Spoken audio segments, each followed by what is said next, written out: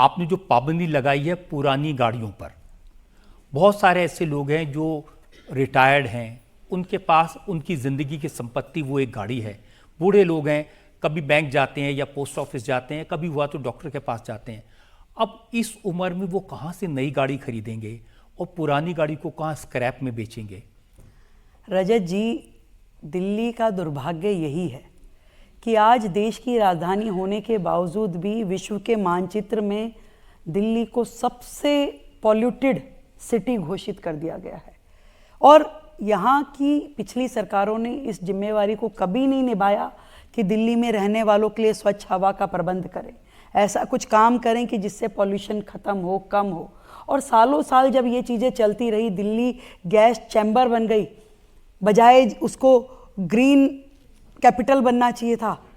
तो उसके बाद क्या हुआ? उसके बाद में कोर्ट ने संज्ञान लेना शुरू कर दिया, उसके बाद एनजीटी ने ऑर्डर करने शुरू कर दिए, उसके बाद CAQM ने अपनी किताबें खोल ली कि जी हम दिल्ली को ठीक करेंगे। सब ने अपने अपने ऑर्डर निकाल दिए। और ये जो ऑर्डर है कि 15 साल से पुरानी गाड़ी यदि आपकी है उसको पेट्रोल नहीं मिलेगा, ये सरकार का आदेश नहीं है, ये माननीय कोर्ट का आदेश है, एनजीटी का आदेश है, CAQM का आदेश है। और मैं खुद इस चीज़ से वाकिफ़ हूँ, मैं खुद ये सोचती हूँ कि ये ठीक नहीं है।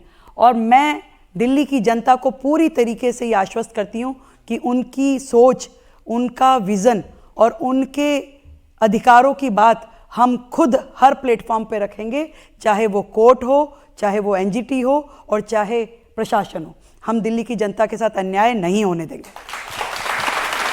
अब देखिए कितने सारे लोग हैं, लोग वीडियोस पोस्ट कर रहे हैं या लिख रहे हैं, अखबारों में लिख रहे हैं, वो कह रहे हैं कि 82 लाख रुपए की मर्सिडीज़ खरीदी थी, अब मुझे 2.5 लाख रुपए में बेचनी पड़ रही है।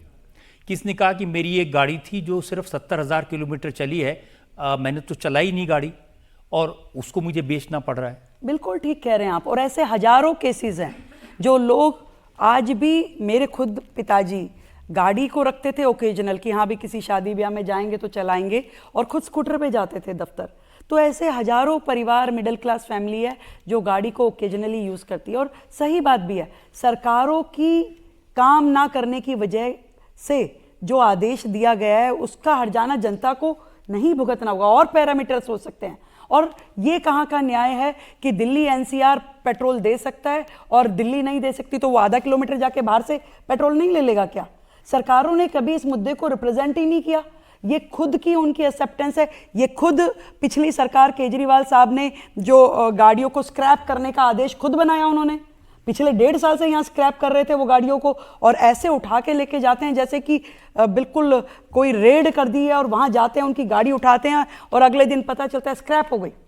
ये दिल्ली की जनता के साथ लगातार अन्याय हो रहा है। काम सरकारें नहीं करती थी और झेलना लोगों को पड़ता था, पर अब नहीं होगा, अब नहीं होगा।